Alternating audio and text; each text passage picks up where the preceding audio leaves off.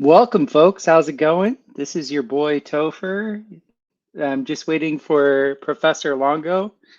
Happy New Year. I know it's like all the way through January pretty much, but yeah, this is how I've been doing it. I've had to do a full home renovation on the front side of my house where my office is. We had a roof failure, but yeah, kind of threw me a couple weeks for a loop. So I apologize if you guys are expecting me to come out guns blazing. Hopefully, you're able to listen to the podcasts, especially the podcast that I did with Paul Stobbs. The last podcast, I released that this last Monday, a couple days ago, and we got into the deep thick of the Christian view of the Book of Revelations. Essentially getting into what the little season could be. So, okay, I'm there. I see that I'm there. Just trying to get off my Wi-Fi real fast. Okay, my man is on. Let me see.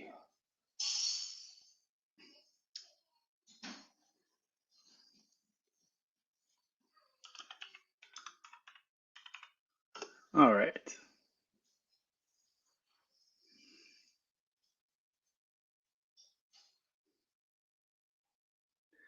Okay, so Professor Longer is going to be here any second. He sent me this incredible book, The Monad. This is what he and his brother published from the Dancing Elephant Bookstore in Lake Worth, Florida. I'll be down there in a few weeks to visit the guys in person and talk to them about everything. But I have to say, out of the books that people have sent me over the last couple of years, this is by far the highest quality book I've received. I cannot wait to jump into it. I actually got it today. I wasn't expecting to get it. So this is quite exciting to have this book and really get into the Neoplatonist way of viewing things. I'm going to go see Ken Wheeler as soon as I can. And Ken Wheeler, he wrote the foreword to this book, Monad. So that's going to be a lot of fun to actually get nerdy with the Neoplatonists. Professor Longo is my resident Byzantium or Byzantine Empire expert.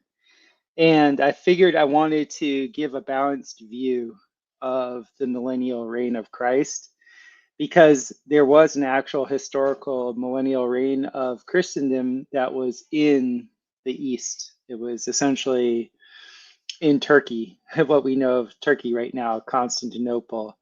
And I, Professor Longo is the expert at this. I'm going to let him in. He is here. Come on. How's it going, my friend? I'm doing well. How are you? I'm good. I'm staying warm. We had a cold blast here that was like super cold. So Unreal. yeah, we survived it. And today my gas furnace heater conked out. So I'm wood heating my house right now. So I'm glad Yeah, that the temperatures are starting to warm up just a little bit. So we're not going to be popsicles tonight, but overall everything's really good. nice, man. Cool. Yeah, it's chilly down here in South Florida, but for us that means like 55. And the only weird part is that it's raining and it's cold, which is pretty unusual for South Florida. Yeah, when I grew up in South Florida, this time of year was my favorite. January, February, but it would be cool and dry, like you said. It usually wouldn't be cool and wet. Right. Yeah, it's pretty strange. Oh, look, you're drinking your black drink. This is it. Your black Ceremonial. drink. Very, very Yeah. good. Yeah. Yeah, I had one or five of these today. I drink coffee all day too. I've got a good stack of Yeah. books for tonight. Got my Monad with me. Look, I was just showing off your book, dude. Cool, man. This, I was just saying that this is the most beautiful book I've received in a few years. Like this is really, really well made.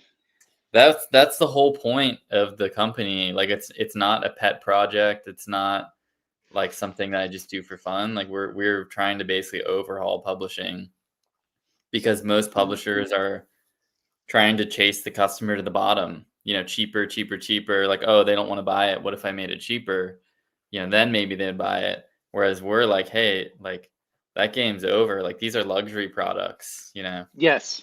and Ab- let's produce them as such. Well, it's kind of interesting. I should probably actually speak to you about this because I've had two fictional books come through me. And the Oh, yeah. reason why I say when I say that, it's because like when those stories came through, I got them like the complete story. And Wow. I wrote out the story arcs to one of them and like actually showed it to a professional script writer, and he was blown away. Like I think he wants to steal it. Yeah, He's be probably careful. going to be in the he's going to be in the chat. He's a Yeah. friend. I know he won't steal it. Cool, But man. I wanted to write a nonfiction book that was dealing with cosmology, but I wanted this. You tell me as a publisher. I know Mhm. you're a Nouveau publisher, but I wanted it not to be typeset. I wanted it to be in my cursive. That's interesting. So that would be called a facsimile. Um, a facsimile is basically like a direct reprinting, like as if we took scans of your writing. Um, Yes. and yeah, so they do that. It's been done before. Like sometimes you'll see, for example, if you read the Book of the Law by Aleister Crowley, in the back half of it, it has when he wrote it out by hand because, like you're saying, it Mhm. came through him, and then he didn't want anybody later to, like they do with the Bible, say, oh well, they changed something. You know, look, they did this because in the back, when you turn to the back of the book, it has his handwritten version. Mhm. And same thing, Carl Jung, when he wrote his Red Book, wrote it. You know, it was his personal journal, and things were coming through him. And then when you buy the Red Book in the store right now, it doesn't have the facsimile pages, but if you go buy the Black Books, which is a limited set they did, it's like 7 books. Mhm. It has the published version plus facsimiles of his own notes. So it's been done. I mean, yeah, it could definitely be done. It'd be I cool. love that. That's exactly why I wanted to do it in that way, was because my grandfather, he was a military man, and he was like a eugenicist in the military. And the biggest thing that they ever did was they looked at people's, well, I shouldn't say they, he specifically, with me, he would analyze my handwriting. Right. And so as a young man, like and my mother has her handwriting is like a font. It's so Yeah. beautiful. And my dad was an architect engineer, and the way he wrote was like an architect engineer. And I got like the combination of both my parents' handwriting. Yeah. And I think cursive is such a lost art, and it would be so original to just do a facsimile. Yeah. You know, hopefully the writing would be good enough to captivate people's attention. Right. Yeah, you Um, might have to write it on like lined paper to make sure that's all like spaced well and stuff in order to print it. But yeah, otherwise, I mean, it's definitely doable. Like I could name a few examples just off the top of my head, and people seem to like it. I mean, and that's yeah, pretty cool. where for the people that are watching this, where should they go to get Monad? Like where's the should they go to your elephant? I always No, forget the name. the Dancing Elephant is It's my a, book in my bookstore. Of course, if you wanted to come in and buy a copy, you can do that if you live in the mhm. area, if you're visiting. Otherwise, I would go to gallowglassbooks.shop. I can send you that link, or you could pull it up or whatever. Perfect. Um, yeah, and I can create an affiliate link for you too if you want to post that like after this video ends. That way you make a little bit of money off each book that sells, so that kind of works out. Oh, Um, it's gallowglass.shop. gallowglassbooks.shop. Okay, Yeah, let me close. hide that. So I needed to have you on because I've been, as you know, Mhm. I've been talking to a lot. Gallowglassbooks.shop, right? Yep. I've been talking to a bunch of very determined Christians Mhm. that have been reading Revelations, and these are biblical literalists. So Yeah. they don't look at they don't I can look tell. at any yeah, they don't look at any of it symbolically. Yeah. And it's kind of cool because this is a good balance for me because I've had plenty of esoteric or mystical Christians on my show. Yeah. So I like to entertain all sides and see like where I kind of fit, like where my personal experience fits with Right. these types of things. I've never really vibed with classical, how should I say it, biblical literalists. Sure. Um, but a few years ago, I got pulled into the more literal things because there was like real protection that I was receiving Hmm. within the Christian rites, within the prayers. And I was like, wow, there's something to this. And then I read a couple of Dr. Michael Heiser, the late Dr. Michael Heiser's books that turned me on to a little bit more of like the supernatural aspects of Christianity, which have really like, set my hair ablaze. But a lot of the things that started to be pointed to did not fit the chronology of history. And then rereading the Bible in this new context of a more supernatural lens, you come to certain uh, things that are said, especially if you want to be a literalist, and you come to Revelations, and it's just like, oh, number one, my history knowledge wasn't all that good. I didn't know that in 70 A.D. that Jerusalem was razed to the ground. I didn't That's know great. that. Yeah. and I did not know that like they were literally in that time, they were calling that like the tribulation. They were calling that like the end. Yeah. Especially when you have 90, what was it, like 80 to 90% of the known Yeah. Hebrew Jews, died in that fight, you could say. Yeah. It was more of a siege than anything. So learning that, and then learning all these different things when it comes to the chicanery that's been going on with history. I read Anatoly Fomenko 15 years ago, Nice. and he really, like, I only read the first volume of his work, but the algorithm that he found that essentially the Jesuits were adding to history made Yeah. so much sense because I studied statistics in college. I was a finance guy in college, and so Mhm. statistics was a huge thing. And the historical narrative with wars, like with all the death and all the things that we were told, Mhm.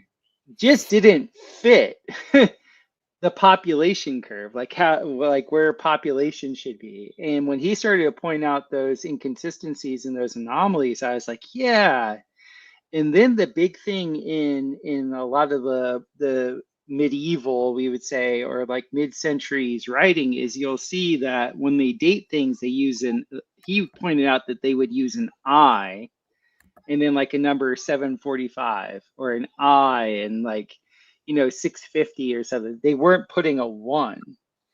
And Right. his assertion was that I was changed to a one because they actually added close Yeah. to a millennium of time. Mhm. So having that in the back of my mind and then listening to a bunch of people talk about this little season of Satan or the essentially post millennialists, Mhm. and then finding out like I've now, since I've moved back to the Midwest, I've met people that grew up in churches that had a historical framework for Jesus. Yeah. Like saying what I mean by that is they weren't futurists, they weren't dispensationalists. I had no idea growing up as a Protestant in Florida. Yeah. Like I thought, I like dispensationalism. I didn't even know what that word was, but to be a dispensationalist was to be a futurist. That Jesus is coming in the future type thing. Yeah. So to get this exposure to a bunch of people that are like, no, no, no, no, he came. tribulation happened. His reign was already here. Now we're in the little season. I was like, this is something I really have to chew on. Yeah. And so, of course, you and I have talked about the Byzantine Empire, and I wanted to get your view. I wanted to kind of get, because you know history so much better than I do. I want to square this circle here because I'm on a teeter-totter here. I can see both sides. Yeah, I did listen to your talk with Paul today, and I'm somewhat familiar with flamenco just from my older brother, who went down that rabbit hole. I haven't read him myself yet, but I definitely plan on that, and certainly interesting. It's a difficult topic, like you're saying, because you do have to concede that there's been funny business with time, with history, with calendars. With with the Catholic Church in particular, the Jesuits within that church have done all kinds of silly things and all kinds of trickery. But at the same time, we do have pretty good historical accounts for the most part of most of these centuries. I think that, and really what it comes down to on the opposite pole is that it's very much a Eurocentric or like a Western centric view. And I'm not like advocating for, like diversity, equity, inclusion or something, but I'm just, all I'm saying is that that does seem to be the truth, right? It's easy to say like, oh, well, nothing happened here because maybe nothing happened in Western Europe. That doesn't mean nothing happened. There's a lot more people on the planet, and there's a lot of people on the planet who've been keeping track of history and have nothing to do with the Jesuit Church and so on. But what I find, there's a few things here that I don't sync up with, and I guess it comes down to probably two things. One is the idea that it's sort of a Western fetish for history. So Westerners, Europeans, and Americans are obsessed with history. We're obsessed with history as a science. And we have, as a sort of symptom of that, product of that, taken on a historical consciousness. So our state of being is within a point in history, at a specific time, at a specific moment that's unique. It's not archetypal. It's not repetitive. This is a unique moment in time, and they all stack on top of each other. And there's a great pamphlet on this by Nietzsche called The Use and Abuse of History, where he talks about the incredible burden that the West has taken on by taking on this idea of like non-cyclical time, this totally linear, totally unique, sort of infinite timeline. It's very much a burden on your back, and in the historical consciousness, you basically look for validation everywhere. It's kind of a confirmation bias, and it can be very hard to square our historical consciousness with cultures or time periods that live outside of history. They're ahistorical. The Vedic culture, there's no historians. They don't keep history. They don't have lineages of kings and dates and things like maybe the Egyptians had. They don't care. They have karma, they have reincarnation. Like, if you have reincarnation, what does it matter what's going, what happened like 2 years ago or 200 years ago? You know what I mean? So what we have to understand, this doesn't like disprove the theory or anything, but it's a little bit of stepping back, I guess, seeing the bigger picture, that there are other states of being. There are completely ahistoric cultures, entire cultures that don't have history. Primitive cultures like maybe the Aborigines or Native Americans. If you ask them what their great grandfather did, they're like, I don't know, I have no idea what you're talking about.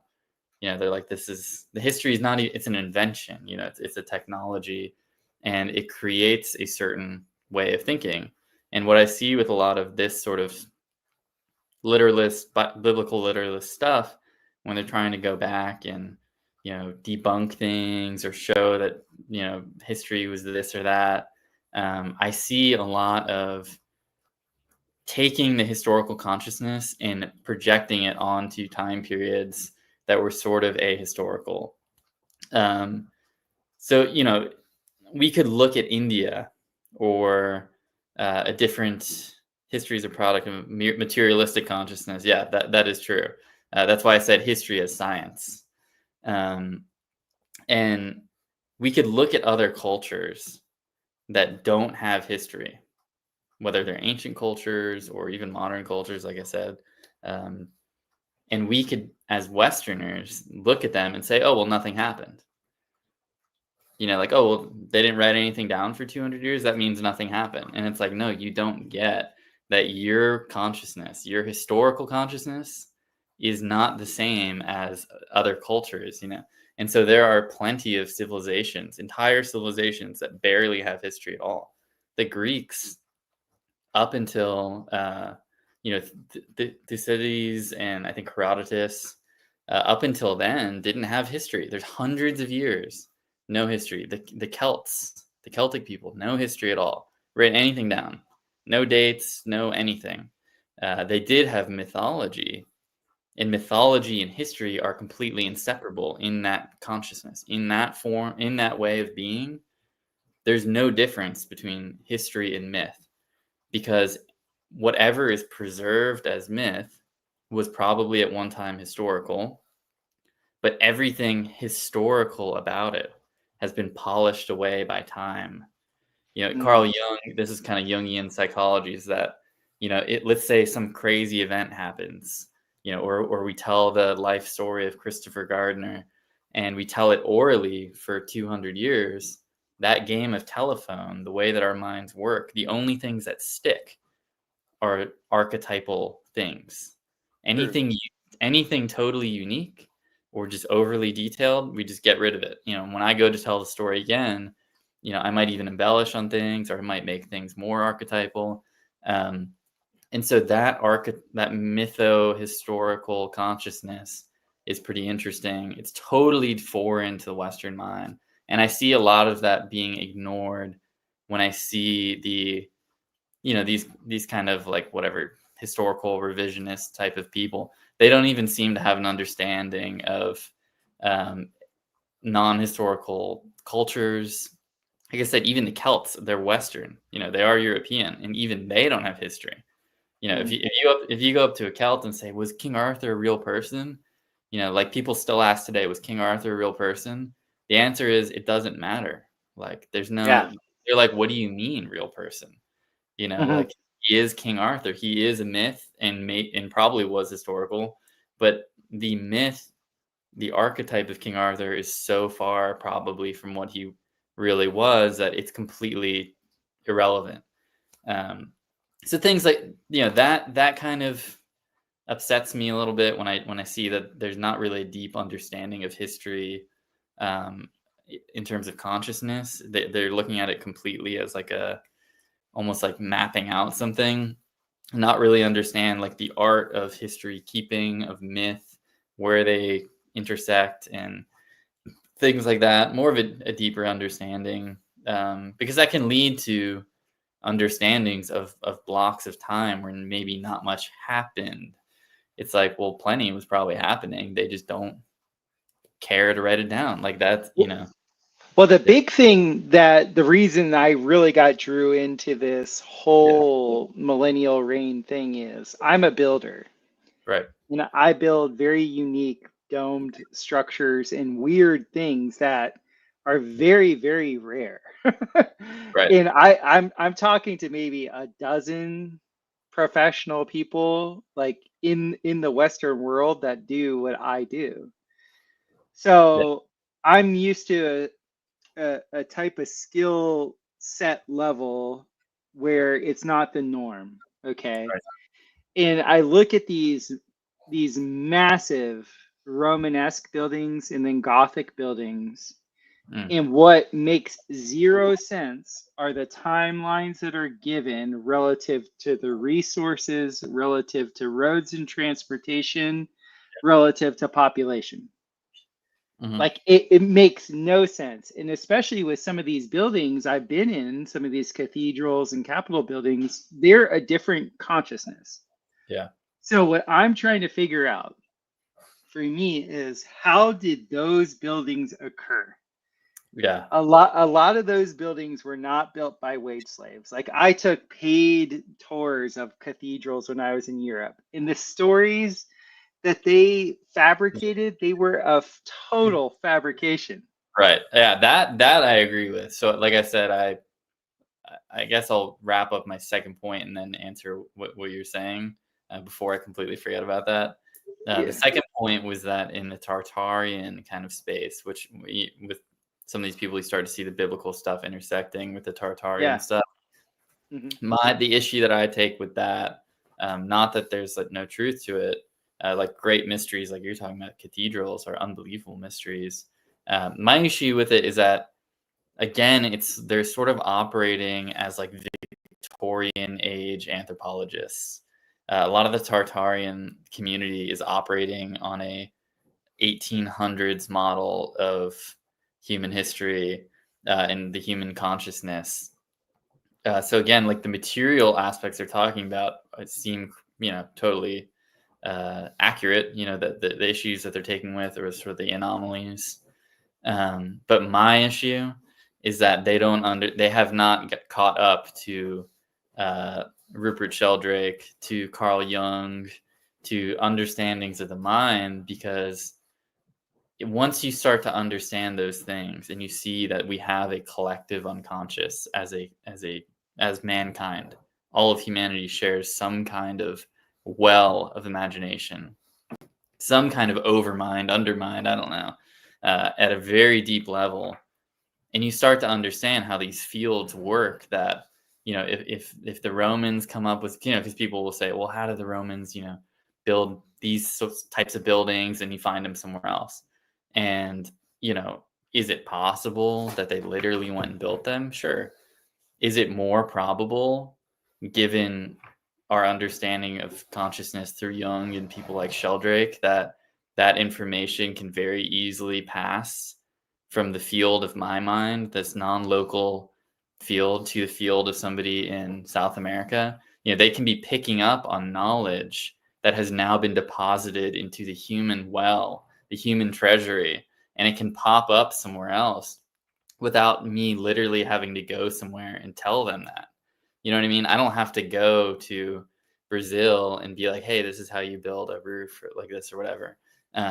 It will come to them as inspiration, as intuition, as genius, through this depository process that people like Jung understood, people like Sheldrake. I'll give you one example before I go back to the cathedrals. Rupert Sheldrake cites a study very often that I absolutely love. And I wish I'll send you the study after, but I don't have it on hand. Um, the study shows that they would take rats in the United States in a lab, and they would teach them how to go through a very complex maze. Yeah, morphogenetic fields, all that kind of stuff is fantastic. Sheldrake is amazing. Things do not have to be literally told to another person for them to learn it. And I'm not even saying it's telepathy. It's even deeper than that. I don't have to beam it to you. Like, it will come to you, and you will probably think you came up with it. It's Anyway, airdrop. It's yeah, it's literally like airdrop. exactly. It's the collective unconscious, archetypal things. Anyways, um, they will take rats in a lab in the United States, and they will do this over and over and over again. They teach them how to go through a very complex maze, and at the end of the maze, they get a little treat or whatever. They give them cocaine or something, and it's funny. And that's all good and fine. And they time them and say, okay, well, it took the rats 10 minutes to figure out how to get through this complex maze. And then they take a completely, and once they figure it out, they can do it in 10 seconds. But then they take a completely different set of rats, but the same sort of, species of rat or whatever, in England. And they haven't seen the same maze or anything. And they set them down to figure out the maze. and the rats do it in half the time without ever having seen it before. And it's because there is literally a species mind at work. Once one set of rats has learned how to do the maze, the next one still will have to figure out how to do it. It's not like they know right away, but they do it in half the time. And it's because there is a sort of hive mind or collective unconscious of sorts. That was my second issue, because I don't think that the Tartarian people account for things like that. They are, which is kind of funny, they are actually very materialistic. They think that, like a Victorian anthropologist would, that I have to actually show up on a boat to Australia and teach a guy how to do something, and like that's the only way that they could learn how to do that. And I read things like that, and stuff like that probably happened. I'm not saying that people didn't explore and teach other people things, but that is certainly not the only explanation. And if you think that that's how things work, you are operating on a sort of operating system that's 100+ years outdated, by people like Jung and Sheldrake and other Steiner, people like that. Anyways, so you brought up the cathedrals. The cathedrals are a great mystery, because like you pointed out, the Middle Ages, which is definitely a point of contention with Paul, he seems to think the Middle Ages were, I guess, totally fabricated or something, and that they were maybe the millennial reign of Christ and therefore were like a golden age, but that it's been hidden up. I don't agree with that. I do, and we'll get to this, I do think there was a golden age in the medieval period. It just wasn't in Western Europe. And he sort of thinks that there was that, and then the Gothic architecture is sort of a final piece of that puzzle, I guess. Or maybe it's that towards the middle of the timeline. I'm not sure. I can clarify that. So the notion is that what's called the beast in the Bible is the Roman Empire, right? And that it's worldwide. He cites this gentleman Gunnar Heinzen, who was a chronologist and like a quasi archaeologist. Like he was looking at other archaeologists' findings. He wasn't out in the field. Right. And he did this very, very long, well, I shouldn't say very long. It's a 4-hour presentation essentially showing the archaeological layers that you find all throughout Europe. And what you pretty much find is there's nothing below the Roman layer. But everything that we know of as like, history, like let's just say the last 4,000 years is all like not 4,000 years, excuse me, last 2,000 years, it goes down to the Roman layer and then there's nothing. And then you have Roman layer, Gothic layer, and then, what we now know is more modern stuff. Yeah. And the mystery is that this Roman type of building was very ostentatious. Like for those of you that are just listening, a Roman building usually has these huge Corinthian pillars. The Corinthian pillars will have a leafing at the top of the pillar. I think it's astacanthus is the leaf that we don't have anymore. There's lots of theories of what the astacanthus actually is. Like that was the actual. What was the throne, not the throne, but the crown of thorns, on was supposedly astacanthus. So you have this Roman pillars that go up, and then they have the astacanthus, and then at the top of these pillars of all these buildings, you'll have this very specific triangle. And then usually these buildings are like a combination of essentially like 3 boxes with a dome on the top. Those are on every continent. They're everywhere. So Gunnar was saying, look, we have these on every continent and they're Roman. This is Roman. You could call it different style Roman, Nouveau Greek architecture, blah, blah, blah, but it's everywhere. It's even in the ocean. I remember reading Graham Hancock's Underworld. They found these buildings off the coasts of Japan and off the coast of Cuba in the water. So it's not like this was all around the world.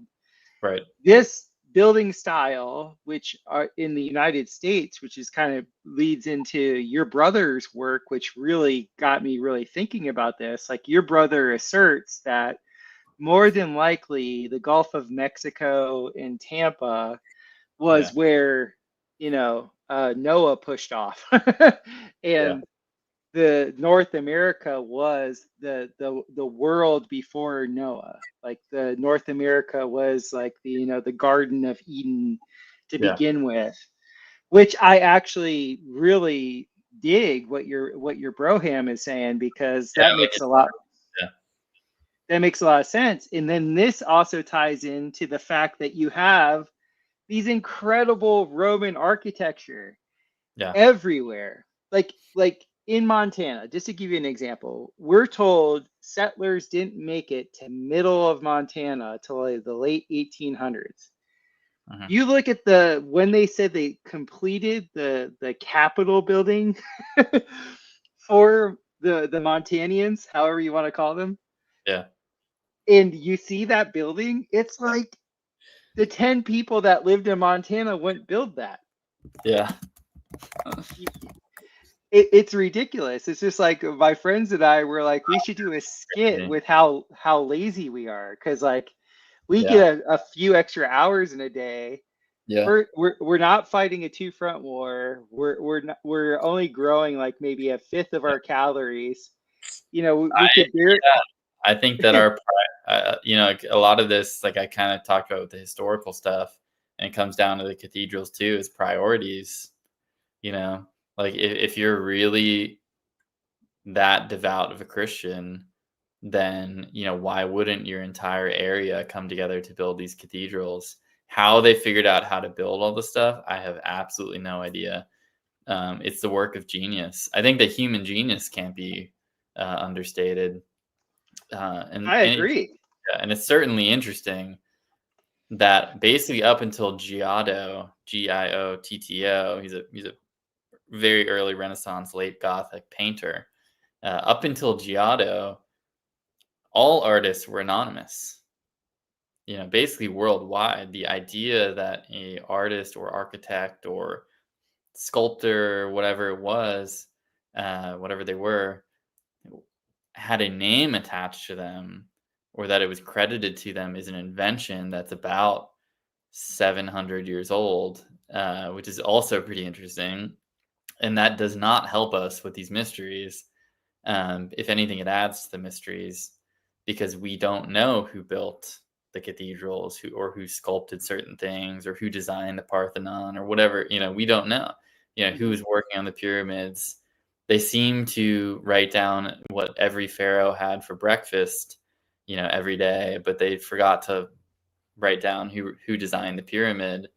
And I don't quite understand all of that.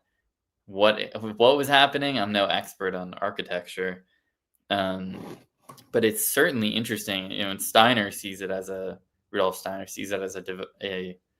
evolution of consciousness, that this is the I principle, the ego, that Christ delivers basically to mankind, and it starts to flourish in the Faustian Western culture, basically once it's embedded. I do, and then that starts to be expressed through our artwork, and you start to see artists signing things. Giotto becomes a celebrity, and then the Renaissance artists all become celebrities too, and we know everything the artists do. Now that's normal, but before it wasn't normal at all. So it is kind of an evolution of consciousness, but it does not help us with these mysteries. And there are plenty of mysteries. Again, I'll concede that I don't know what Romanesque buildings are doing all over. I do think that the theory of the collective unconscious helps to explain some of it, because I don't literally think the Romans were everywhere. I think that it's possible for those sorts of things, especially right if you're a Platonist, or you take a kind of Platonic idea of things, and the Roman designs or the Greek designs are close to the forms, right? They're close to perfection, or maybe are perfection. I don't know, but as close to the form of a building as there is, well, then of course it's going to be everywhere because it should be everywhere because it is, as good as it gets. It is. I know you've talked about this, how unbelievable Roman architecture and building materials and things like that are. Mhm. So of course they should be spread worldwide. I don't think it would be, it would sort of be a product of the human intuition or something to pull these out of the Oop, ideal of a building and manifest it in reality. Oop. we're back. Oop. Okay, I lost you for a second. Yeah, so Okay. you were saying, I really appreciated Rupert Sheldrake's work. I read him a while back. I read, Yep. funny enough, his first book is like, why? How's my dog know I'm coming home from work? Uh, I love that study. I thought that was so cool, and I've seen that because I've applied for patents, oh wow.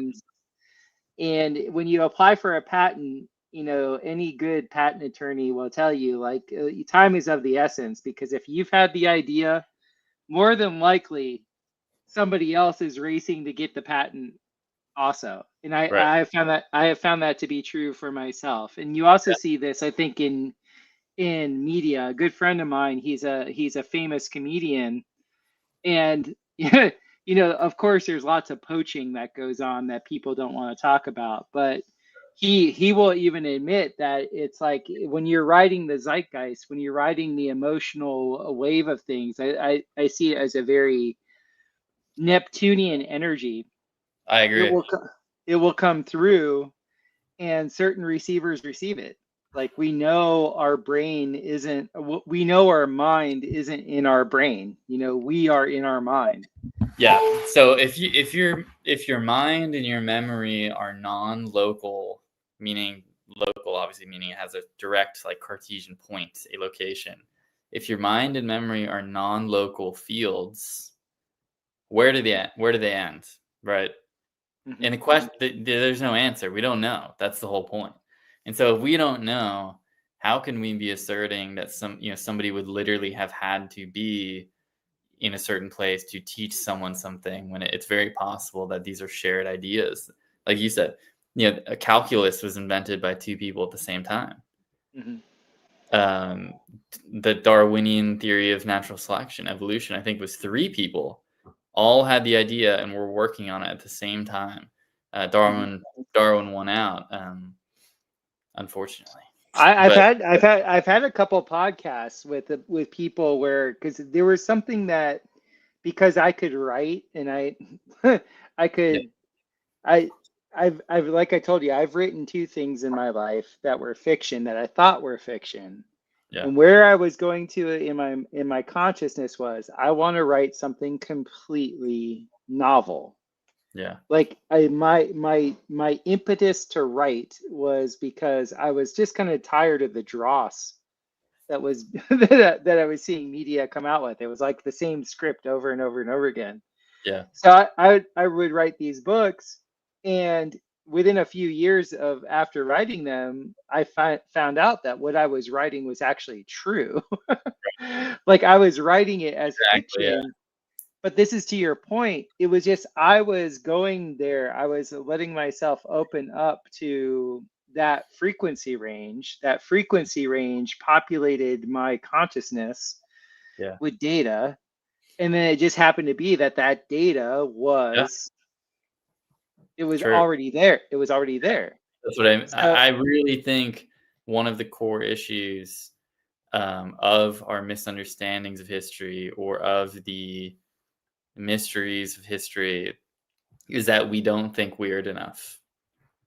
You know, and I don't mean that. The thing is that I think people are thinking really weirdly, but they're thinking materialistically. They're thinking science fiction. They're thinking antiquitech. They're thinking steampunk worlds and things like that. These are all materials, right? This is an extremely sort of, I don't want to say like primitive, but um, I don't know, elementary like way of thinking about things that that's how the world works. And it's like, no, the human mind is so misunderstood, so is such a mystery that that's where I would look to solve these mysteries. I would be looking into the evolution of consciousness, into the unconscious, until like the things you were talking about, how weird the imagination can be or intuition can be. That's where we're going to discover, you know, hidden things and mysteries, not in like studying whatever. I don't know what people are looking at. Just like you said, they're not even actually archaeologists. They're just like looking at other people's archaeology and stuff. That Mhm. sort of approach, and again, very narrow-minded, like thinking entirely Eurocentric history. Like I was listening to your thing with Paul, and it was fine. He seems like a really nice guy. Seems like a funny guy too. But he would say things like, "Oh, well, nothing happened for 700 years, or nothing." And I'm like, sure, maybe in France nothing happened, but like, what about in whatever every other country? Well, Um, he just to be fair, he was pointing out Gunnar Heinzen was showing when he said nothing happened. Gunnar Heinzen I'm said talking that about archaeologically, yeah, yeah, archaeologically there was no evolution in Europe with yeah, building practices from 77 AD to like 750 AD. And he's right, like that's an impossibility. Like that. And also the linguists I know, and one of them's in here, Slick Dissident. Shout out Gabriel. The linguists I know will tell you that language evolves faster than anything. People are using slang, all the different things. You and your brother are really good at mm, dissecting words and etymology and all that. You know how quickly things change. yeah, Even the classical writing period from the first century to the 8th century, there's no change in language in Western Europe, which is right. an impossibility. Like that doesn't happen. It does happen, and I think that one person that people should go read is Oswald Spengler. If you go Ooh. read If you go read his book Decline of the West by Oswald Spengler, he's a philosopher of history, cyclical history of sorts. He actually takes Goethe's model of biology and morphology, just like Sheldrake does. Hmm. Goethe's model of morphology and plants and biology, things like that. And he takes that and he says, this is the new science. Forget the evolution stuff, forget this materialist stuff. These fields, these, sort of causal forms and things like that. This is where it's at. And he takes Goethe's science and he takes it and applies it to history, just overlays it on history as a Can't thought wait to process. read this. It's amazing, yeah, as a thought process, and he gets a lot of gold out of it. And one thing that he finds is that most cultures or civilizations have two stages. The first one is the cultural phase, which is organic, it's Dionysian, it's Hmm. intuitive, the art just comes out, the culture comes out, and there is a prime symbol or an archetype that rules over a whole civilization that everyone's trying to express. Um, and he identifies sort of the Greeks and the Romans as being the same culture but two different phases. So Hmm. the Greek part is the cultural phase where they're trying to figure out an aesthetic. They're trying to get whatever this is that they have to figure out. This whole aesthetic ideal of expressing their idea of being has to come out. And it comes out in sculpture and architecture and Plato, all of it. And that's when it's organic. And Mm. then what happens is it crystallizes into the civilizational phase, which is Rome. And Rome is the second phase of things. When it is now crystallized, the aesthetic has already been figured out. So it has these comments are funny. And then there's the gay stage. So what happens is the Greek aesthetic crystallizes into a sort of parody of the organic Greek aesthetic, Mm. and they no longer are interested in metaphysics, they're interested in actual physics. They're interested in building roads and things like that. Their priorities completely shift to the material world, whereas the Greeks were trying to take the spiritual, metaphysical world and express it. The Romans become entirely practical, entirely utilitarian, entirely bureaucratic. And that's why you can see very large periods where nothing happens, is because they're crystallized. They figured it out. Whatever their culture was trying to figure out, that aesthetic, these ideas that needs to be communicated. I just see one comment mention this. It becomes decadent. These people become sort of comfortable and cozy and wealthy, and they no longer have to fight and scrap for expressing this idea. And once it's figured out, it plateaus and it becomes the civilizational phase. Everything gets big and megalopolitan, and they just ride this plateau. Nothing has to happen because they have figured out. Like you said, there's no reason to advance building materials because the idea of progress is, again, a very Western European idea. They were trying to figure out perfection in building. They were trying to figure out the forms and a certain idea of being. And they did it in Rome, and therefore it became decadent and plateaus for hundreds of years. Yeah, but, something like that can help to explain it. And same thing in language is like, in the medieval age, that is one of the shocking things, is that we do have an evolution of language in the Middle Ages because you have early English or Old English and things like that, and it eventually develops into actual English over few hundred years. So that is a development, and gets standardized in the 1500s, Shakespeare and the King James Bible. So language was developing, but again, it's an ahistorical culture. They're not writing these things down. The Arthurian romances, which is the literature of the Middle Ages, again, is barely being written down. These are mostly oral stories, mythologies. In terms of literature in the medieval period, you have Dante, the Divine Comedy, which would be funny, by the way, if that was the millennial reign of Christ. For Dante to have written the Divine Comedy would be the most sort of epitome of the whole thing. I think it would make a lot of sense. And then so you have Dante, you have the Arthurian romances, and then in the Norse culture, you have the Icelandic sagas, the poetic Eddas.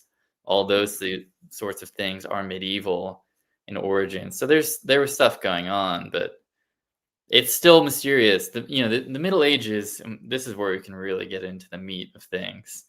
The Middle Ages are of particular interest to me because what caused the Middle Ages, in my opinion, and I am sort of taking, I guess, the more traditional approach to the Middle Ages, because that's what I think where the cover-up lies. It's not that things were great in the Middle Ages in Western Europe, but we're told they were bad. It's that they really were bad, but they were great elsewhere. And that's what they really don't want you to know. Because the Roman Empire, and we talked about this in a previous call, but the Roman Empire moves its capital under Constantine in the 300s to Constantinople. We can skip ahead a little bit, but by the time you're into the Middle Ages, you have a complete split between the Roman Vatican Catholic Church and the Orthodox Greek Church in Constantinople. They were not formally split, but they did not see eye to eye on almost anything. They formally split around 1000 or 1100, things like that. And what happens is when Rome falls, and this kind of was bothering me on the thing I listened to with you and Paul, was that he kept talking about Rome, but he didn't mention Byzantium. Hmm. And a lot of people don't even know about Byzantium or don't even refer to it as Rome. And I'm like, wow, like talked a lot about Rome without mentioning the Byzantine Empire, who were Romans. The capital moved. That is Rome, not the Roman Italy. They're the true successors of the Roman Empire. Actual Caesars descended straight to um, the emperors of Constantinople. Hmm. And what happens when the actual original Roman Empire in the West, like in Italy, falls, um, is they lose everything because they're completely cut off from the East. And when that era of Rome falls, they lose classical knowledge. They lose the knowledge of how to build domes. They lose the knowledge of how to build arches. They lose Hmm. Plato. They didn't have Plato in the Middle Ages in Western Europe at all. Or they may have had one or two fragments. They had Aristotle. And so what you see is that the feudal Western Europe uh, is illiterate, is malnourished, is, having these little land battles and things. Like they're basically wasting hundreds of years um, in the traditional model. But in the East, in Constantinople, they are flourishing. They really are. They have golden domes, the Hagia Sophia, all Hmm. these sprawling buildings. The Silk Roads end right in Constantinople. They're Hmm. tra they're trading with China and India, the Middle East, North Africa, and with Europe. They're the center of the world in Constantinople. And they happen to have Orthodox Christianity. They have a different type of Christianity than the Catholic Church approves of. And that is why people don't talk about Byzantine history. When I could fill up my entire bookstore with books on the Roman Empire that we think of, and I could barely fill one shelf with books on the Byzantine Empire. It's Yeah. almost disgusting. And the Byzantine Empire lasted 1,000 years, which Hmm. it lines up with a millennial reign of sorts. Um, and that 1,000 years syncs up with the 1,000 years in Western Europe where nothing was happening. So in my opinion, I really think not much was happening in Western Europe, but that a lot was happening in Constantinople. The center of culture had moved. And I think Yes. and I think that this sort of idea that we'll know like things were a lot of what's happening in Western Europe is actually great is kind of Western European people trying, or people who have been indoctrinated by the Jesuit Catholic Church having a really tough time understanding that a different church and in a different part of the world was ruling the world. Yeah, and it was Rome. They're Greek speaking. Um, but people have an issue with that. Was the Byzantine Empire the millennial reign of Christ?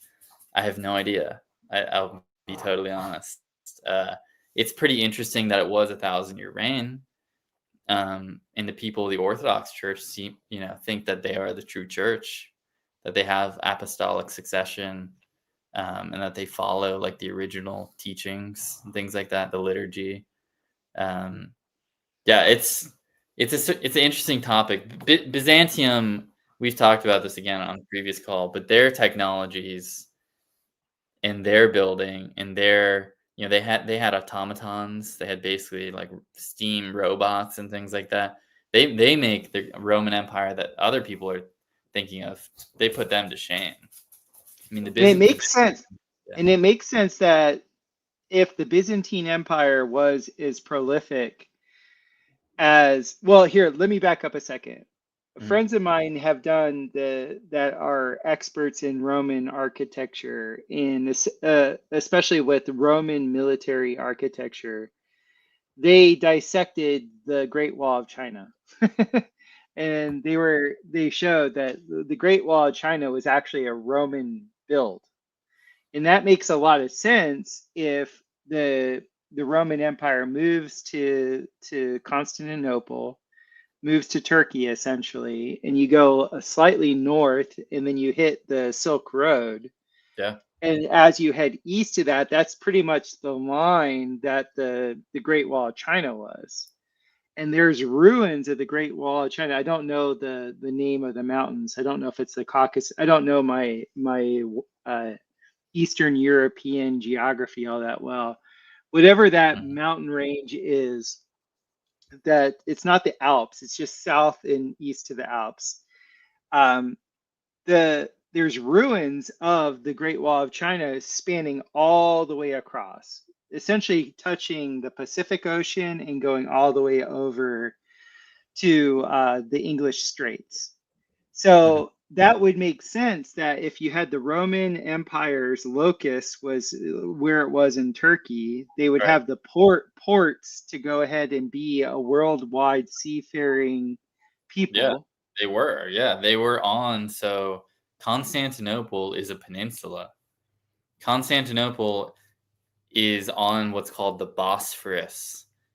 The Bosphorus is a small, I don't know, call it small, but a body of water that connects two seas. Hmm. I could be wrong here. I think it's the Mediterranean and the Black Sea. I'm no, like you said, I'm no Eastern European geographer here, but it is on the water, which was one of the reasons they moved the capital. Constantine was a genius. Rome is landlocked. I don't know if you've been or if you know, but Rome is not on the water, and Rome is not surrounded by mountains. So it's on a flat uh, area, which is terrible for defense. And it's not on the water. Terrible for trade, terrible for military. It's really a very poorly strategically placed city. Hmm. And Constantine knew that. And he also knew that there were tensions within the empire that maybe be nice for a refresh. Hmm. So he Christianizes the nation and he moves the capital very far away. I mean, depending, I don't know about today's standards, but back then, very far away. And one of the big reasons is that it's on a peninsula and it's on the water. So they could be seafaring, they could control these ports, which connected Asia and Europe, which just their power went up fivefold. And then being on that peninsula, there's one way in, one way out. You know, like if this is a peninsula, you can only come in through the top. And then they basically walled it off with the Theodosian walls, which are absolutely massive walls that literally stood for 1,000 years before someone got through them. Hmm. Um, and you know, if the one way in, one way out is walled off with massive walls, you're fine. You're not going anywhere. Hmm. And you see this; they went unconquered for 1,000 years, the Byzantines, and you had people, you know, just cold-blooded killers like Attila the Hun. He sweeps through Northern Europe. He makes the Germanic people look like kindergartners. You know, sweeps through Europe, kills all kinds of people, conquers all kinds of people. One of the most feared people in history. And then he shows up at Constantinople to take down the big dogs. And he lays siege to it. Him and his army, the Huns, they sit outside the walls. And Byzantines didn't care at all. They're like, you know, big deal. There's someone sitting outside. We didn't even know. You know, because in the back, they're backed up to the water. Hmm. The Huns aren't going on sailboats. You know, so they're still doing their trade. They're going, you know, they're living their life. They're walled off. They don't care at all. And Hmm. so that goes to show you, like, they were so advanced that they had no competition in Western Europe. And you know, I was listening to that too, and there were so many misconceptions about, like, you know, some things he was saying about peace in the medieval era that I really was like, that's completely insane. I mean, have you heard of the Crusades? Hmm. Was that peace? Yes. Yeah, the Crusades are not exactly peaceful. Those are in the medieval period. The Mongol invasion is in the medieval period. You know, all kinds of other, like, Charlemagne, also considered, or maybe early medieval. So not quite a peaceful era. I don't know about all that. I don't think that if there was a millennial reign, it definitely wasn't in Western Europe. That's for sure. If there was a millennial reign, it was in Constantinople. Hmm. And Yeah. Their golden domes, they're beautiful icons and things. Um, that I could be convinced of. But do I Yes. think, yeah, One of the things I was pretty interested too was, and I've seen this from multiple people, is the coinage. So you have essentially the Vikings, or the Nordic people that were seafaring, and we're told that they didn't have sails, that they were rowing everywhere. yeah, But yet the coinage shows that they had the same sails that the Romans had. yeah, And we also have tons of evidence that the Vikings were over here in North America.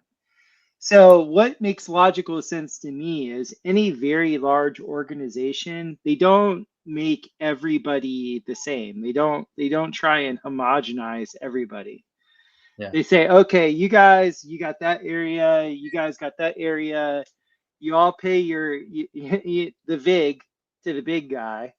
yeah, You pay the VIG to the central, I guess you'd say, protection racket.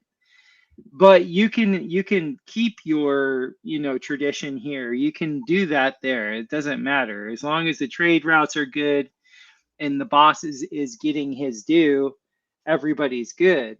hmm, And it would make sense to me that if Constantinople, the Byzantine Empire, was so powerful, was so strong, that would be the time that you would get this flourishing in every continent yeah, with this technology, because these buildings are a technology. Like they're definitely, not.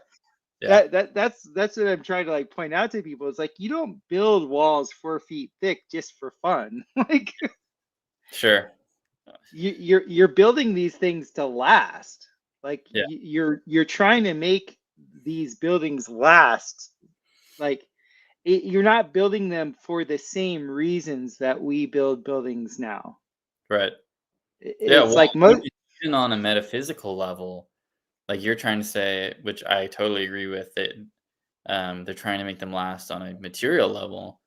But to them, the material and the spiritual are one and the same, right? So as far as you can get material to participate in eternity Mhm, or to last, then it is closer to God. It's closer to perfection. It's closer to the forms. The longer the closer that or the more something is participating in eternity, or it's outside of time. It is now no longer materially diluted, but is actually, almost yeah, that's a good comment. It's almost like it has an etheric body, and that's the sort of thing that Spangler gets into, is that civilizations have etheric bodies. What he really gets into with his theories is that he takes this sort of Steinerian, Goethean stuff. He's contemporary. Steiner actually has 2 lectures on Spangler, by the way, on oh, his cool. Decline of the West, which is pretty cool. And I think that they complement each other well. But Spangler gets into this sort of stuff because he says, okay, well, history is cold. It's a cold, dead science. It's just dates and archaeology. There's no life to any of it. And it's very scientific. It's almost like accounting. It's like a historical accounting. And he said, but we're dealing with living people. We're dealing with civilizations, with art, with ideas. All of it is life. And so he said the only way to actually understand history is to treat cultures and civilizations as living beings. To Mhm, actually, and a consequence of them being living beings is you treat them, like that comment says, like as if they have etheric bodies, as if they have um, morphogenetic fields and things like that. It's kind of a trippy way of thinking, but I think he's mhm, onto something. And he calls the Western European culture the Faustian culture, and so that starts actually post Rome.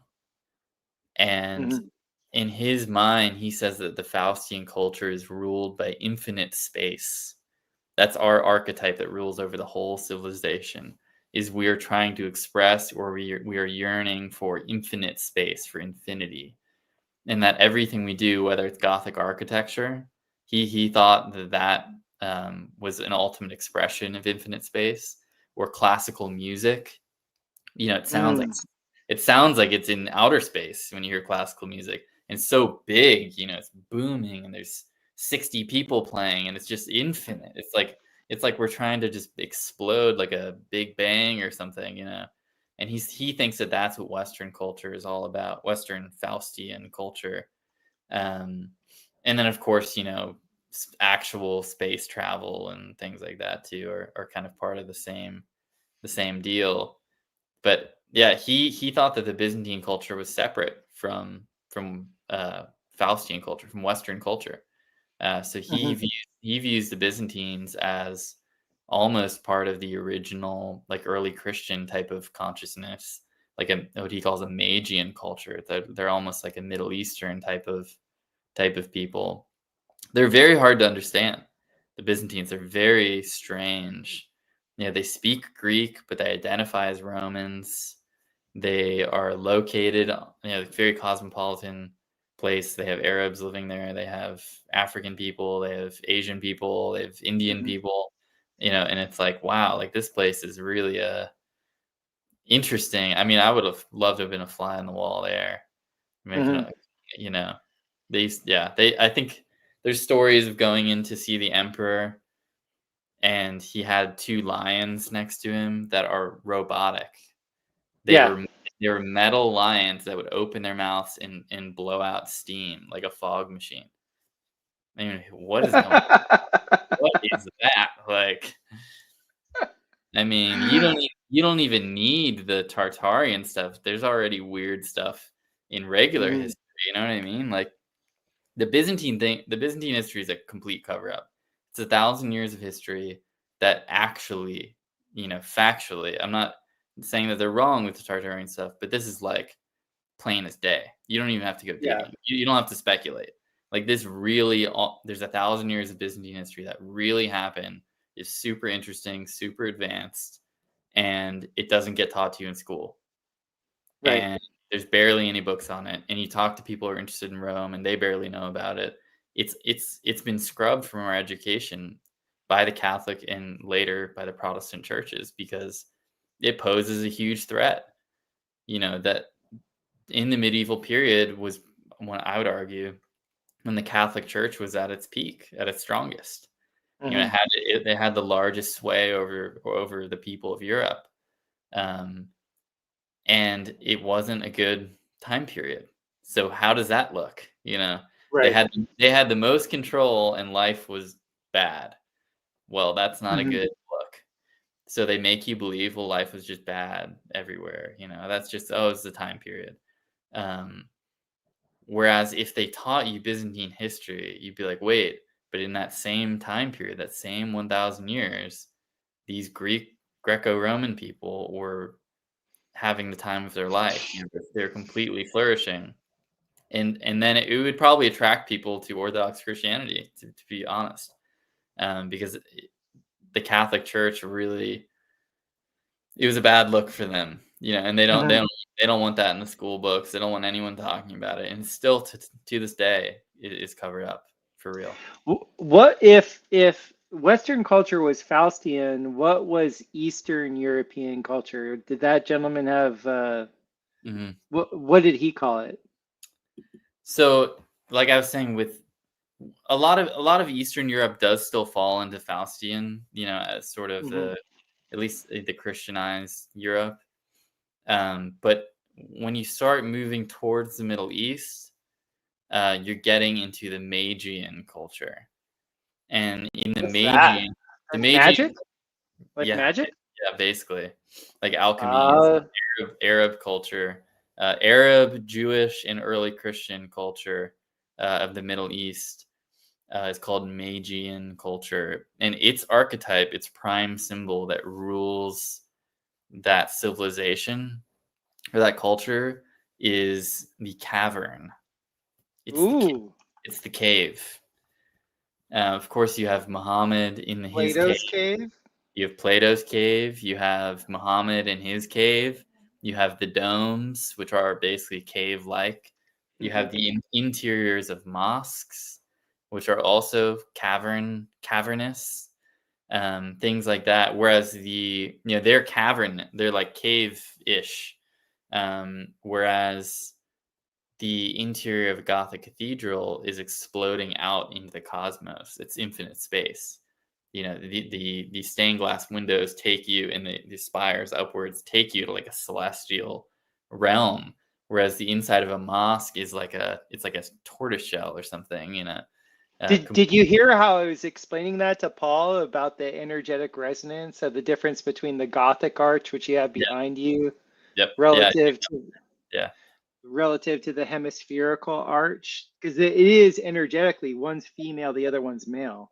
Right. The hemisphere is female, so the energy goes to the center, whereas the Gothic arch, that one projects, that sends you out. So the infinite space relative to the cavernous archetype, that totally fits. Spangler is like the Steiner of like art and like history, basically. He Uh-huh. takes, because art and architecture are expressions of consciousness. They're expressions of being. We're trying to express a symbol or a message of some kind. And so a good way to map out the history of human evolution, not literal evolution, but of conscious evolution, is through art and architecture. You Mhm. see how the Egyptians, where they were at with their thinking. You see where the Greeks were at, or where their priorities were. The Greeks are obsessed with being, not becoming. They're Mhm. obsessed with static things that are stuck in time, frozen, like these buildings that last forever. They're obsessed with eternity. Uh, they don't care for dynamic motion. That's why you see that the highest Greek art form is sculpture. It's somebody's frozen in time, because they thought that he had fulfilled, he had fulfilled sort of his destiny in a way, and realized his form in perfection.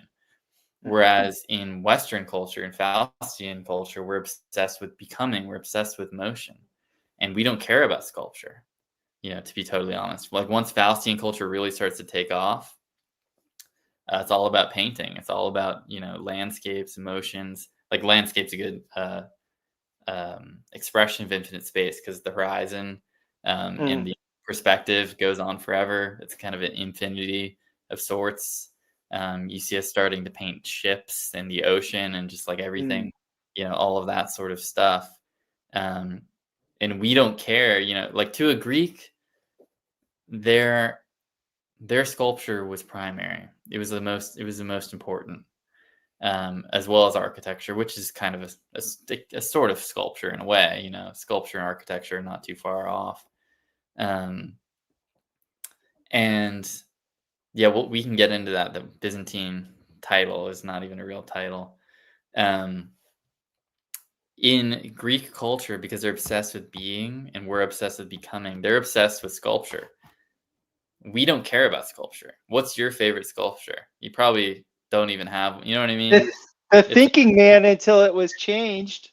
right, but so that's the thing is, if you ask somebody what their favorite sculpture is, they say something from hundreds or thousands of years ago, you know? And I would say the same thing. Most people would say, "I don't even have one," but if they do, it's probably super old. Well, I didn't want to be like congratulating myself. My favorite sculptures are my own. Like Yeah, the yeah, nice. sculpt the sculptures I do out of cob and ferro cement, like I love. Like that's my art. So for me, like I'm like if I was to put on a whatever you call it, what are the things that you give to people if you want a job? I haven't worked for anybody else in a long time. What's that called? Um, Mhm. they call it a CV or something like that. Oh, I'd yeah, put man. I'd put sculptor because Nice, that's cool. I sculpt You buildings. you're a very, Greco-Roman fella, I think. Yeah, I feel very akin to the Byzantines because like for so much of my life I was studying the cavern. Like I was going into the I am, like who am I? Yeah. Like I lived in India, like trying to find that, like Mm. finding that static aspect of being. Yeah. So this really does, it is like the right and left hemisphere of the brain. It is the female, male, and like these are like wonderful opposites. They're complementary, but they are opposites because they're going in different directions. Hmm. You know what I'm saying? I do. One's Yeah. going one's going in and the other one's going out. Yeah. That and so that's another expression of infinite space in the Faustian civilization is that to us we still have an interior that is infinite space, meaning it sort of goes on forever. It's not something that we quite figure out or have mapped out like maybe they do in India, where there's sort of a geography of the soul, so to speak. They have it kind of laid out in a way, cosmologically, whereas we see it as like this great mystery that the interior self is as infinite as the exterior. Hmm. Yes. Mhm. Well, that's a really beautiful way of putting it. I've never come across Spangler. I've read a little bit of Goethe and loved it. Yeah, So this will be a lot of fun for me getting into Spangler. yeah, Um, he's it's a 2-volume book called The Decline of the West. So it's a chunker. I think both volumes together maybe 8 or 900 pages. Um, If you need someone to go watch talk about him, I'd probably recommend a guy named John David Ebert on YouTube. He does great stuff with Spangler, kind of explaining his ideas. Um, that'd be a way of getting into it without reading 900 pages. But I do mhm, recommend reading Spangler. And I have my Steiner here too, Book of Revelation by Rudolf nice. Steiner, which is pretty sweet. Uh, Recommend that too for people interested in Revelation, in this idea of a little season or of a millennial reign, all those sorts of things, but from an esoteric aspect, which I know you said you've dove more into that prior, and now we're getting more into the potentially literal aspects of it. I do find that funny, ironic, by the way, that with your intro, that the biblical literalists all of a sudden, when it gets to Revelation, that everything's symbolic. Isn't that funny? No, no, they're not being symbolic at all. No, I'm saying that they're saying the things in Revelation, like the beast, is not Mhm. an actual beast. It's a symbol for Rome. You see what I'm saying? I see. Yes, Yeah, yes. so all Hmm. all of a sudden, everything in Revelation is something else. It's something esoteric that has to be extracted. But when you get to the other parts of the Bible, it's literal. And so I think it's kind of ironic. I think it's kind of funny. Yeah, my pastor is a friend of mine. He lives down the street. His name's Marty Leeds. He runs the Gnostic Academy of Church of Jesus Christ. He's Yeah, a Gnostic and he talks pretty much about the Bible as being wholly symbolic. And I have to say I vibe with that much more. And he's a mathematician, or he was a mathematician. I mean, I guess that never leaves you. And he says, like, if the Bible was literal, why are there zero dates? Like, there's no dates. yeah. Like in any other text, any other ancient text that you find, that's an actual, like, literal thing. Well, There's there's also no first person. Nobody's saying, "Well, I was there. I was right next to him."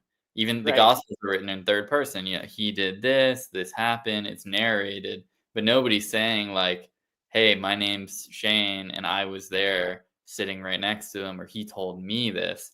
It's all third person, which is interesting. Like you said, I mean, yeah. Mhm. Well, what is Steiner's take on the Book of Revelation? Have you read that yet? A bit of it, yeah. I haven't finished it. This has kind of been a spark for me to read more of it. Steiner's take on Revelation is kind of what you'd expect Steiner's take on Revelation to be. which is that it's entirely symbolic for the evolution of consciousness, for um, Christ as a symbol of God. Um, things I have, uh, seemingly uh, and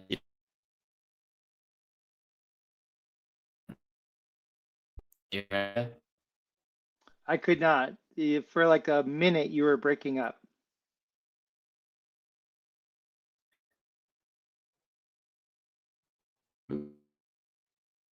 let's see. Good now? Now you're good. Yeah. Yeah, he basically talks about the book of Revelation being the culmination of man's spiritual evolution, conscious evolution. Yeah, that comment is correct, which is interesting. But basically, when he gets to Revelation, it's kind of the culmination of the whole Bible, right? It's almost like a fractal or like a microcosm for the whole Bible. The whole New Testament gets summed up in one chapter, if that makes sense. You know, Yeah. all of that pattern gets sort of symbolized and then tossed into one short story, in a very fractal way. And that the book of Revelation, when properly understood, tells the story of of this evolution of consciousness of mankind, also the evolution of consciousness for the individual, the tests that the individual has to go through in his or her stages of growth and evolution. Like, for example, the millennial reign of Christ would be, sort of a time period in your own spiritual evolution when you have things figured out, when you sort of purified yourself. You've taken the various parts of your mind that were not in impulses that were not under your control, and the other sort of etheric, astral body parts of you, and condensed them into one unified being. And that is sort of you at your peak. But then something like the little season to Steiner would be like, okay, you're at your peak. You think that you're integrated, you're unified. Well, here's your test.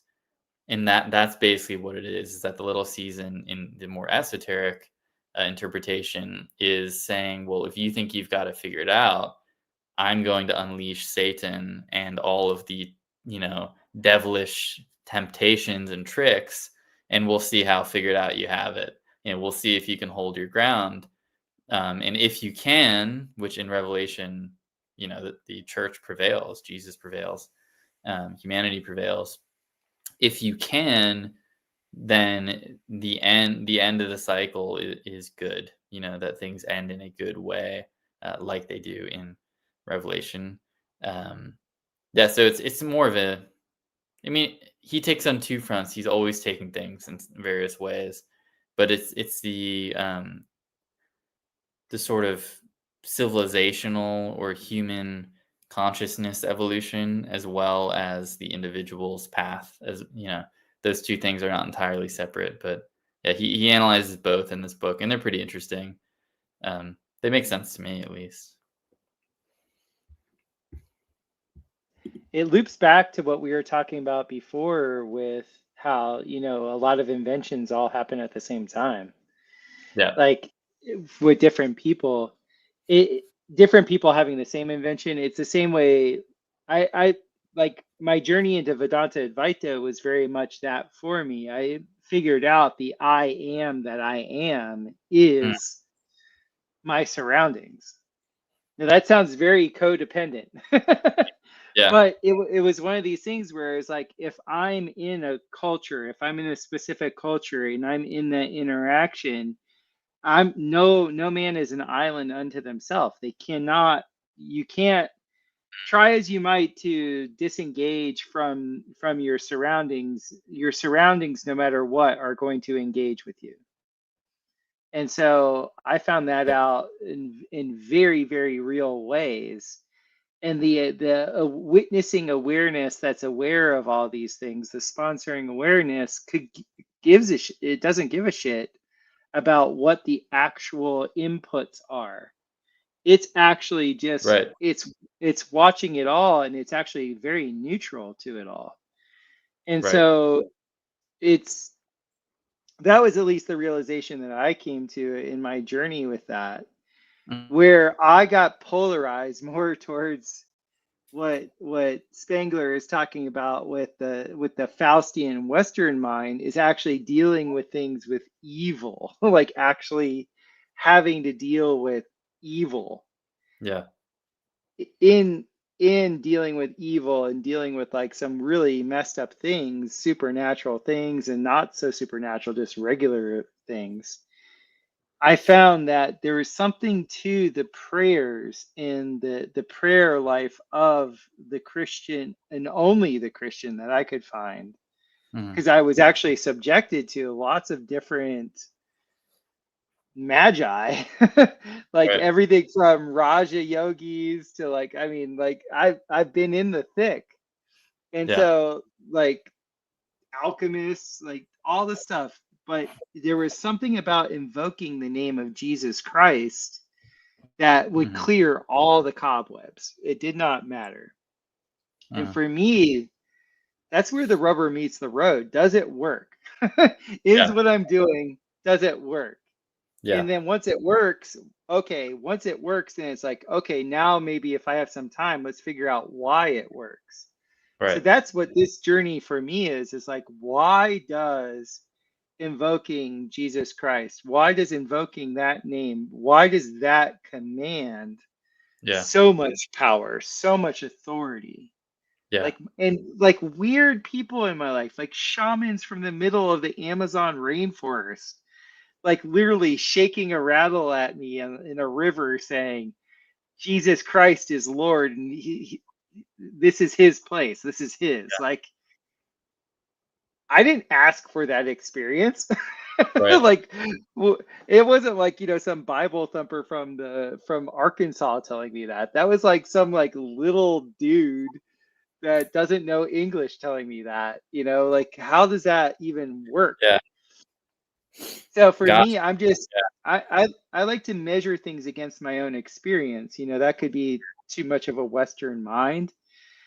I can see both the polarities of the male female energy. I could see the cavernous versus the spatial. I could see how they're both working in a direction.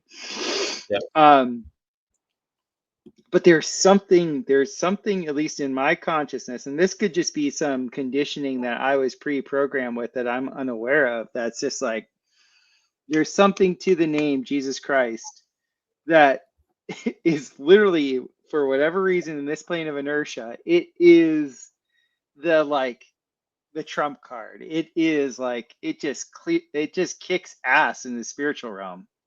Yeah. It just does. So Well, he is the form of forms. He is the ideal human, human divinity extrapolated out of the human creature. Of course, it's going to wield absolute power over forms or over evil. I mean, he is goodness itself. He is all of those things. Whether that's in a etheric, abstract realm, spiritual world, or in a physical world.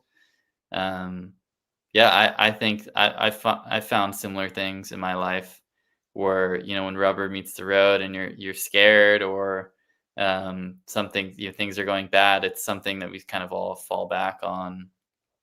And mhm. why one because you said something. You said maybe you know relying on experiences is Western.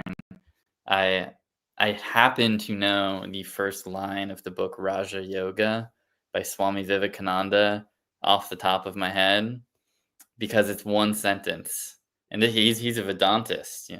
Mhm. Uh, the first sentence of Raja Yoga says, all our knowledge is based upon experience, period. That's the Mhm. first sentence. So Yeah. yeah, experience is not entirely Western. I get where your head's at with that, but don't ever feel bad, uh, because Immanuel Kant was able to sort of give birth to modern consciousness, because prior to Kant you had Plato in the Platonic scholastic philosophy of the church, which is very much focused on forms, on divinity, on abstract things, uh, because they were pure to them. They weren't materially diluted, because they hadn't descended into matter. And so those were primary. But then you had phenomenologists who said experience is primary. Forget about abstract things or principles. Like, I need my experience. This is what's real. Um, and then you finally get Kant, who reconciles the two, and he says that they're consubstantial, which is a very Ken Wheeler term. But he Mm. says that experience yearns for and needs the forms, perfection, the abstract, the framework of all experience, and then that framework, those forms, and those perfect principles yearn to be actualized and experienced as well. So there's this beautiful harmony between, what is experienced in the world, the actual world, is striving towards perfection, towards these pure principles in the Mm. divine mind. And then the pure principles and forms in the divine mind, God, are yearning to be actualized. So there's a sort of a magnetic type of relationship going on. And that's Mhm. Kant's take. He's able to reconcile two schools of philosophy that up until then were completely a fork in the road. And he says, no, the human mind is the meeting place of experience of the phenomenal Mhm. world and of the higher divine principles, logic and math and geometry, all those kinds of things. So they're both equally weighted in some way. Yeah, That that makes it sense. brought that to mind. That completely makes sense. I mean, to me, I mean, that would be time. Yeah, That would be Chronos. That would be you have to take the etheric and structurize it and vice versa. The structure would release back into the etheric. Like that makes complete sense to me. The yeah, terms consubstantiality, is that I've heard Ken say that before. yeah. That's huge. By the way, this James Kaplan guy really knows his stuff. I'm reading these comments. My Hmm. goodness, he's talking about Whitehead. I love Alfred North Whitehead as well. I don't think we're going to get into all that tonight, but Hmm. yeah, interesting stuff to read, because Whitehead he's a process philosopher, genius. People barely read him, but consubstantiality is a term in philosophy which you hear thrown around quite often, but which is not well understood by most people. But it's a key concept in understanding a lot of metaphysics. Consubstantiality is a term for a relationship between two things or more, uh, where two things depend on each other. Without the full ratio, doesn't exist. Any real is actualized. And now the hardware. Can you hear me? My thing just went. Yeah, yeah. Okay. There you go. My Back up 1 minute. okay. So consubstantiality is when two things are dependent on each other to exist. Meaning, without my mind, without my spirit, my body is dead, lifeless. It doesn't exist. And without my body, my mind doesn't in some way exist. They need each other to actually come together, if that makes sense. and Yes. be actualized. And that is the key concept in philosophy for understanding how quite a lot of things work, because like you touched on early in this video, everything is holistic, everything is connected. Hmm. And this is how everything is connected in a great chain of being, where things are linked together. They are not the same thing, meaning my mind and my body are not the same thing, but they are consubstantial, meaning they do require the other to exist. Um, do you see this in Christian theology, where the essence attribute distinction comes in with the Trinity? So people will say, okay, well, how can the Trinity not be three different gods? How are they not polytheistic? And really, what it comes down to is that it's a consubstantial uh, Hmm. relationship, meaning there's one essence and three attributes of that essence, and those things are consubstantial to each other, meaning they require each other to exist. Um, yeah, the essence requires the attributes require the essence. So it's a very much a two-way road in philosophy. And Ken Wheeler talks about this a lot. It's kind of a key to understanding the universe in a lot of ways, because you start to see the relationship that there's almost no separation between things, but Hmm. at the same time, they're not the same thing. And that's what's key, is don't confuse them for one thing, right? Right. Don't confuse the radio signal um, in the radio hardware as just one unit, because they are two separate things, but they're not Hmm. actualized into a unity without each other. They're equally dependent. My soul and my body are equally dependent on each other to be actualized as me.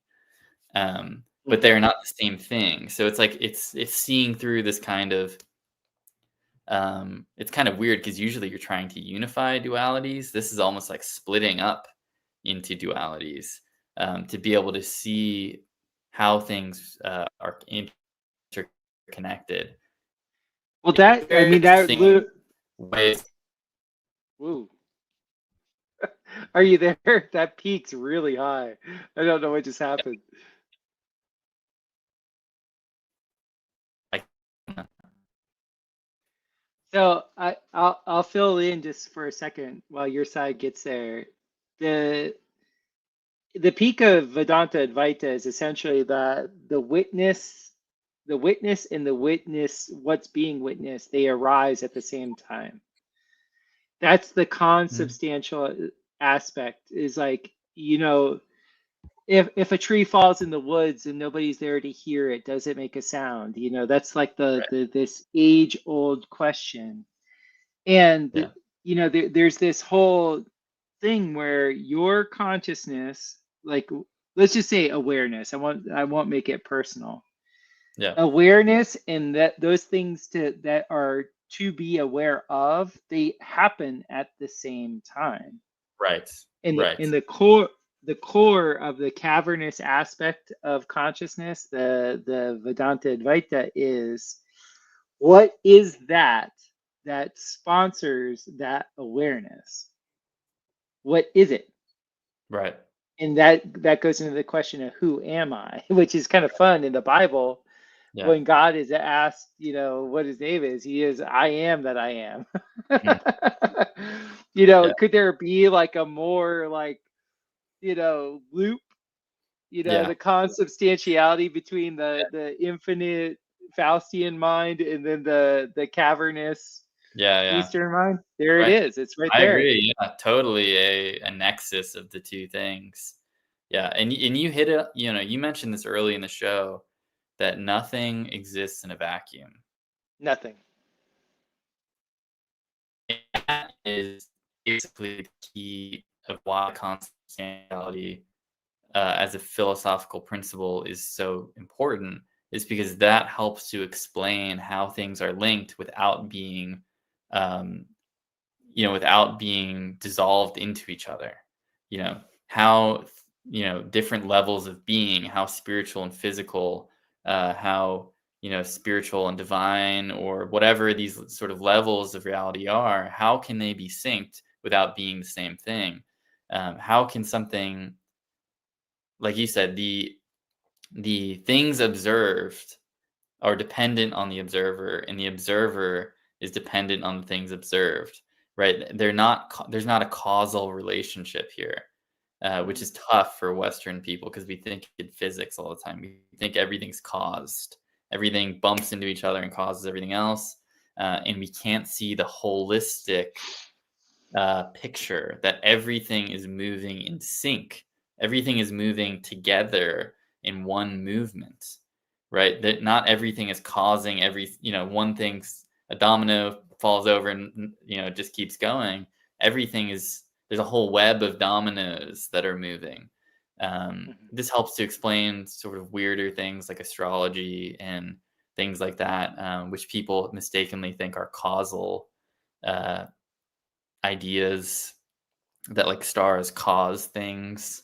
That's mistaken. Again, it's a consubstantial thing, and everything is synced together. There's a holistic approach, which is kind of foreign to Western Faustian physics mind, which we all have. I have that too. I'm sure you also have it.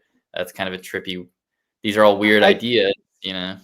I'm a weirdo in that. Like I do in certain ways, but I have to say on a personal level, and I'd like your opinion on this for if this happens for you. When I let go of the reins of control and I go more into being just watching the synchronicities in my life Hmm. and watching like I'll get a double or triple signal, you Yeah. know? Hmm. And it won't and it's not something I'm looking for. It's not like when you buy a car and you just keep seeing that car now from that. I'm not talking about that. I'm like literally letting go of the reins, just scheduling nothing, and then I'll just like be putzing around, and then like something will come to my mind. I'll give it a little attention, and then there'll be like three or four different other signals that come in. And it's just like, oh, okay. And then I go that route, and it's something that I didn't plan. It's not something I tried to have happen, but it's always so much more fruitful than the time that I've strategized for myself. Yeah. Like, and I know Right. that could just be my trip. I know that could just be something that I go through, but I've been aware of this for myself for a good 15, 16 years where I just give myself time just to not know, just to not really Yeah. know exactly what to do. No, And yeah, like, it's a healthy thing to do. I agree. That honestly, to bring it all back around, that was one of my things with a lot of the millennial reign Tartarian little season type of topics was I feel an impulse with that crowd that they are not comfortable not knowing. you're And right. again, that can be used for good. That is kind of the truth or impulse. But at the same time, it seems like they will almost be manipulating time to where it's super coherent. When somebody like me is like, "Hey, maybe that's okay that we don't know what's going on," and kind of a little bit, and that is wrong, but I see Just so you sometimes. know, you were kind of breaking up again. Oh shit! Sorry. Let's see. I was just saying, can you hear me well now? Yeah, yeah, I hear you well. Your picture's a little faded, but your vocals are coming through good. Sorry, No problem. my internet's not great right now.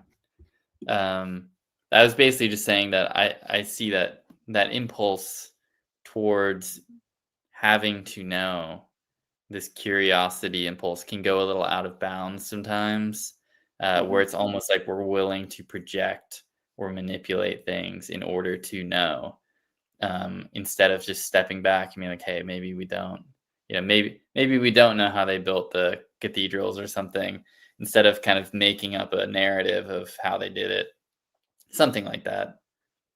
Hmm. How do you think we built the cathedrals, by the way? Just if I had I to ask think you. I think they're absolutely God inspired. I lean on my two dome, I guess you would say, experts that taught me what I do now, and they were both very inspired men, and they were humbled first. This is the brilliant thing. Both of them were in fields of like the hyper strategic minds. One of them was a Mm, skyscraper builder in Tehran, and the other one was a Japanese mathematician.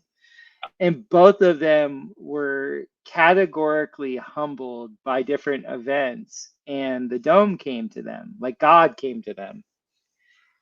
And mm, it made them let go of all the letters at the end of their names and all the accolades that they were being given by the world of mammon, and they just pursued these structures because they just saw how superior they were relative to what they knew. And the mathematician was looking at it more from a geometrical brilliance, like geometrical as in from a mathematical perspective, and then the skyscraper builder was looking at it from like a material science perspective. Like they just came at it from different directions.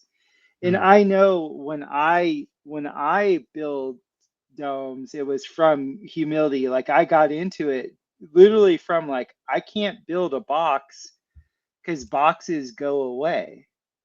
Like they go away. Like they literally, like a earthquake or a tornado or a a hurricane. I mean, I was exposed to all those things. It was just like those things go away very fast, and it's kind of stupid if you don't have a lot of money, like, to do that. Like, don't Right. do that. And it's just like, okay, so I go that and I start building them, and I'm just noticing as I'm arching my back, I arch my back more building a dome than I ever did as a yoga instructor. And it was just like, oh my God, it like Yeah. totally changes the way, like, because I watch the stars at night. Like, you're always looking up and arching, and you're breathing, and the prana that flows through your body, and just like the way it would rewire my brain, because you don't have square, you don't have vertices. Mm, And in that, it was just like, whoa. And then in school at Cal Earth, when they were showing us the arches, that was the very first thing that they taught us. I know that the cathedrals, at least from a form factor perspective, are very simple. Like the flying right. buttresses that everybody talks about, the substructure is what holds everything in place. And it just makes sense Right. that they did all these flying buttresses the way they did, because that was the only Right. way you So could do that's it. right. That's my understanding of Gothic architecture, is that it actually is birthed out of a lack of classical knowledge of arches and domes. Because in Western Europe, that knowledge had been lost. Like I said, it was trapped in Constantinople, and in order to, they have to use these, like you said, more like sort of honestly easier ways of building structurally, which, and correct me if I'm wrong, I'm not an architectural person, but when you build these sort of arch shapes, pointed shapes, the whole wall is no longer needed to support it, right? Only like Exactly. the supports are needed, and that opens up space between the walls for stained glass, for Yes, windows. And exactly. so that's right. So that's where we get these massive windows, where it's really almost like a skeleton building. Um, yeah, which to me it is an expression of infinite space. I think Spengler was right about that. Yeah, and the thing is, another point of fact with that is the catacombs that are under these things they have Right. these vaulted spaces that are double vaulted, and they all have these pillars. When I say they all, there's 12 of them through Central Europe that are essentially all connected underground with water. And so the science, the Oh material wow. science that they were using was out of this world, like very exalted. And to answer your Yeah. question, this was built from a Christ consciousness. Now, Sure. I've touched Christ consciousness. I know other people in my life that have touched Christ consciousness. I'm not saying that, Jesus is my only begotten Lord and Savior, and that's Christ consciousness. I'm not saying that. I'm Okay. literally Yeah, I saying that understand. I get it. there's like an exaltation where you are receiving the epiphanic direct current from God. And it's like this is the way, like you're saying, like the Greeks were like, this is the form.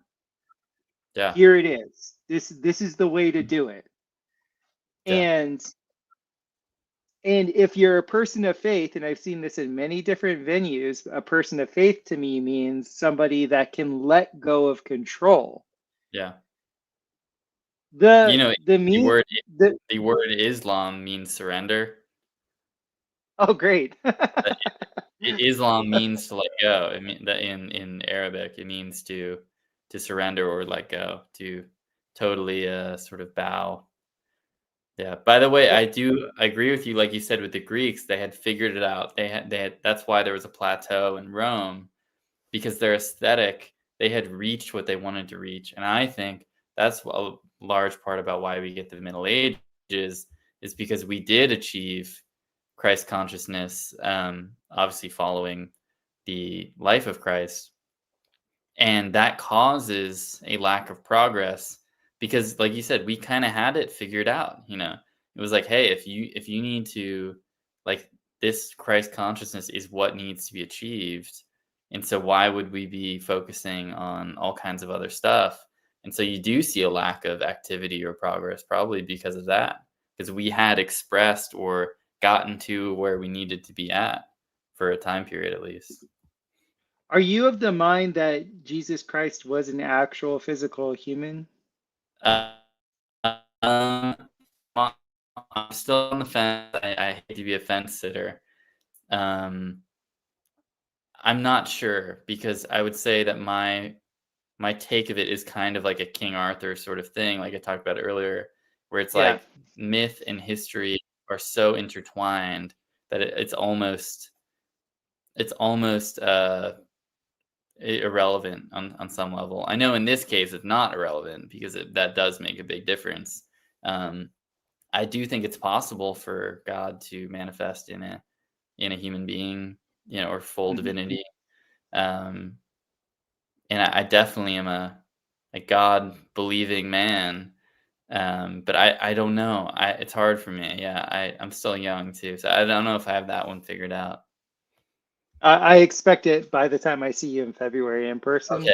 Okay. I I I Yeah. I, I want I'm a I want believer. I have my Book of Revelation, Rudolph Steiner. I've got a lot of reading to do. I have to tell you, Steiner was actually my road back to Christianity. I read Christianity of Mystical Fact by Steiner when I was living Great on book. a on I on a German biodynamic farm in Costa Rica. No way. That's Yeah, great. we were making biodynamic preps, and I was like, this is weird. Why are we ashing ants and like taking pulverized this and that and Yeah. putting it in like horns and like doing all this stuff? And then So the true, owner the owner was like, yeah, read this Steiner dude, and I start reading him, and man, he like I couldn't deny him. I couldn't. Yeah. Like he was so like the stuff that he was talking about, the hierarchy of food was so brilliant to me. Yeah, It, he's it so was good. yeah, awesome stuff. Well, we've been going for 2 hours. I gotta bolt, my friend. I thank you so much for coming All good. on. As always, I love hearing you with our friend Juan Ayala. And thank you Yeah, again for this book, of Dancing course. Elephant, Lake Worth, Florida. Check them out. This excellent, excellent. God, you're a publisher now, man. That's a big deal. Publisher, I got 5 books coming out this year, so we are in full swing. Well, any way that I can help you, like, spread the word, I'll do that. And I I just look forward yeah, I to. just emailed you. Sorry to cut you off, but I just emailed you a link so you can go sign up for like being an affiliate. So when you post, it'll give you a custom link. So when people buy a Monad or one of our books through you using your link, you'll get a kickback off each book. So yeah, Awesome. yeah, works. Awesome. Well, thank you so much for that. I appreciate it. Yeah, of course. Well, well, everybody in the chat, thanks for coming out. Share this far and wide. And do you have anything coming up that you like to tell people about? Not really. No, just publishing books and running the bookstore. But I'd like to come on soon. It had been a while since I've been on here last, so let's do it again soon. Maybe in person. Awesome. If you're here, we'll do it in person. Oh, you know it. We'll We're film. we're Yeah. definitely. We'll film. Yeah. I got all the gear. We'll film it. All right. Cool. Awesome. You have a great night. Have a good night, man.